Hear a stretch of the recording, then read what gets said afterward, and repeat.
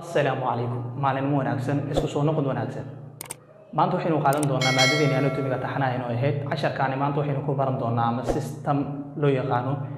skeletal system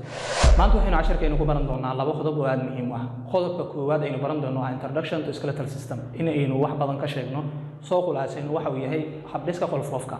laba waxaynu baran doonaa bones of human body qodobka labaad aynu ku baran doono waa lafaha jirka bini'aadamka aynu baran doonaa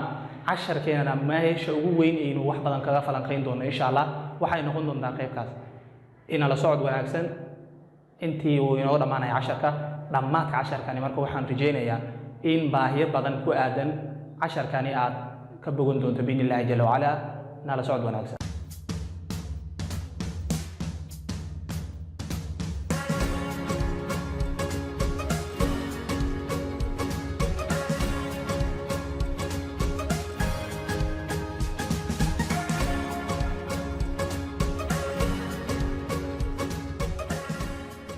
hadda waxaynu bilaabi doonaa qaybteeni koowaad sida hordhaca baad ku soo aragtay qaybteeni koowaad waxa inoo ah introduction to skeletal system waxaynu ku baranaynaa skeletal system marka horta skeletal system maxaa loo yaqaanaa skeletal system hadda ku horno aynu soo sheegnay cashar ka mid ah casharadii taxanaha inoo ahaa ayaynu kaga hadalnay oo aynu kaga hadlaynay human systemska markaynu kooxaynaynay waxaynu u qaybinay ama aynu ku darnay kooxdeeni koowaad oo ahayd systems of movement and support ayay ku jirtay iyada iyo waxa qayb ka ahaa integumentary system iyo waxa kale oo qayb ka ahaa systemka la xasuustaa muscle system marka midkani hadda waxa uu inoo qaban doonaa shaqooyinkiisa waxa koow ka ah shaqooyinku uu qabto skeletal system markaynu ka hadalno waxa uu qabtaa skeletal system movement ayuu ka qayb qaataa jirka ayuu yahay difaac waxa kale oo uu qabtaa waa supportive waxa uu kaalmeeyaa jirka qaybihiisa kale ayuu kaalmeeyaa waxa kale oo uu sameeyaa storage minerals meesha lagu keediyo waa meeshaasi shaqooyinkaasi aynu hadda sheegnay marka laga baxo waxa uu ka kooban yahay guud ahaan systemkani loo yaqaan skeletal system afar shay shayga koowaad uu ka kooban yahay waa laf markaynu ka hadlayno skeletal system waxa uu ka kooban yahay una kala baxaa sida halkaan baad uga jeedid afar qaybood oo kala afarta qaybood qaybta koowaad oo ah inuu yahay bone cartilage joint iyo waxa kale oo kala baxaa ama inta badan uu ka kooban yahay systemkani wax loo yaqaan ligament oo ah inay isku xirto laf iyo laf kale qaybta kale inuu kaga hadlayno marka waa isla casharkani oo ah introduction ka waxaynu kaga hadli doonaa qayb loo yaqaano inaynu sheegno division of skeletal system skeletal systemka maxaa loo qaybiyaa skeletal systemka waxaa loo qaybiyaa laba qaybood sida aynu ogsoonahay jirka bini'aadamka waxaa loo qaybiyaa ama uu ka kooban yahayba lafo gaaraya 206 lafood labadaas 206 lafood waxaa loo qaybiyaa laba qaybood labada qaybood oo loo qaybiyo ayaa ah axial skeleton iyo appendicular skeleton axial skeletonka markaynu ka hadalna marka waa dhamaan waynu gaari doonaa waa 10 dhan aynu kaga hadli doonaa insha Allah laakiin hordhac hadaynu ku bixino axial skeletonka kaliya waxa uu ka kooban yahay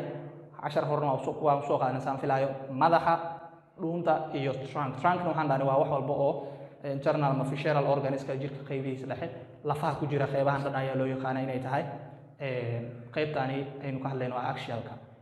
qaybaha kale oo soo haray oo ah iyagana qaybaha loo yaqaano appendicular skeletonka iyagana waxa ay ka kooban tahay limbiska labada ayaa loo qaybiyaa marka labada loo qaybinayo maxay tahay upper limbs iyo lower limbs waxa kale oo la jira marka gild meesha ayaa lagu daraa gild waa maxay shoulder gild ama pectoral gild labadan lafood oo loo yaqaano laftani clavicle loo yaqaano qalxanta ee lafta kale ee dhabarka jirta oo loo yaqaano scapula labadaas lafood ayaa marka la soo daro waxa loo yaqaana magacay qaataan waxa loo yaqaana shoulder gild ama pectoral gild hadda marka waxaynu aadi doonaa qaybteena labaad ee casharka maanta aynu kaga hadlaynay oo ah qaybtan waxaynu kaga hadlaynaa hadda soo socota bones of human body bones of human body ka hor inta aynu sabuurada aadin waa aynu tagi doonaa sabuurada maanta balse inta aynu aadin ka hor waxaa jiri doona video yar hordhac ah aynu ku soo koobayno waxyaabo badan waqti inooga dhumi lahaa inta aynu sabuurada ku sharxayni aynu ku soo koobaynaa videoga nala daawo wax yar ka hor inta aynu aadin sabuurada habdhiska qolfoofta haddaynu ku horeyno shaqooyinka uu qabto habdhiskani qolfoofta waxa ay taageertaa jirkeena waxayna difaacdaa xubnaha jirkeena sida maskaxda iyo xubno kale oo aad muhiim u ah haddaba lafaha aadmiga tiro ahaan waa 206 lafood lafahaas oo ay ka mid yihiin lafta madaxa ee loo yaqaano iskaalka waana lafta difaaca maskaxda lafta labaad waa lafta loo yaqaano kalxanta ama clavicle terminology ahaan lafta kale ku xigta waxaa loo yaqaanaa lafta feerta oo loo yaqaano rib cage iyo lafta isku hayso feeraha oo loo yaqaano iyadana sternum waxaa kaloo soo gala gruubka lafaha jirkeena oo ka mid ah lafahaasi lafta humerus-ka ulnaha iyo radius, laf dhabarta, pelvic bone loo yaqaan ama moxoga, lugta sida femur, fibula iyo tibia. halka ayaynu kaga baxnay qaybsankii. dabcan waxaan rajeynayaa inaad ka faa'iido. waxaan filayaa muuqaalkii yaraa hadda inaad wax badan ka fahantay. waxyaabo yar ayaa dhiman balse weli wax aadan fahmin ayaa jiro. markaynu ka hadlayno lafaha waxa aynu kaga hadlaynaa maanta marka intii ugu muhiimsanayd video ayaa soo sheegay iyo qaybaha aynu korkeena ama jirkeena uu ka kooban yahay inaynu ku dheeraano maaha, balse waxaynu sheegaynaa waxyaabo qaar oo uu ka tagay videoga. waxyaabaha qaar uu ka tagay waxaa ka mid ah kow inaynu sheegno classification of bones, maxaa loo qaybiyaa lafaha. horta waa inaynu ogaanaa. laba waa inaynu ogaanaa types of cells, noocyada unugyada uu ka kooban yahay lafaha ama laftaba ay leedahay waa inaynu ogaanaa. horta waxaa muhiim ah inaynu ogaano why lafta waa organ sax, jirka intiisa kalena waa organ, why lafta ay u adkaatay xubnaha kale u adkaan waayeen. waa su-aal meesha ku jirta. su-aashaasi waxaa muhiimadeeda tahay lafaha waa meesha keliya lagu keediyo mineralska. maadaama mineralska ay keediso waxaa jira process loo yaqaano calcification and mineralization ayaa loo yaqaanaa. processkaas waxa uu sameeyaa calcium phosphate ayaa waxa ay samaysaa marka ay lafaha gasho ama ay isku aruurto oo ay laf samaysanto waa ay adkaysaa goobtaasi. sidaas ayaana ay ku noqotay mid adag. waxaanu dhahnay markaynu ka hadalno marka waxay ka kooban tahay ama inta badan ay loo qaybiyo lafaha. waxaa loo qaybiyaa 4 qaybood. lafaha waxaa loo qaybiyaa always mar kasta in laga fiiriyo horta shape-ka. lafaha markii la qaybinayo intee laga qaybiyaa waxaa loo fiiriyaa shape-ka. classification of bones-ka inta badan waxaa loo fiiriyaa according to intee loo fiiriyaa shapes-ka ayaa loo fiiriyaa.